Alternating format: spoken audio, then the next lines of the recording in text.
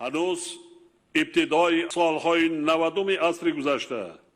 زمانی که در تاجیکستان جنگ تعمیلی شهروندی ادامه داشت، پرزیدنت همان وقت افغانستان پروفسور شادروان بحران‌الدین ربانی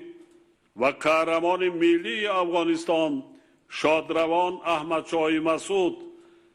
با وجود آنکه در قلمرو افغانستان نیز جنگ‌های شدید جریان داشتند، ماه اوگوست سال 1993 در شهر کابل برای برگزاری صلح تاجیکان شرایط مساعد فراهم ساختند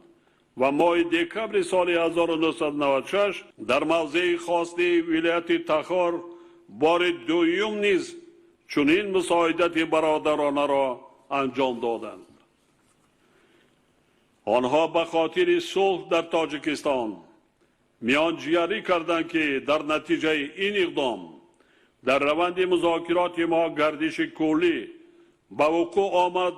و تقدیر صلح تاجیکان اساساً حل گردید. یعنی شخصیت‌های برجسته افغانستان وظیفه و دین برادری و همسایه‌داری خود را در سطح بلند ادا کردند که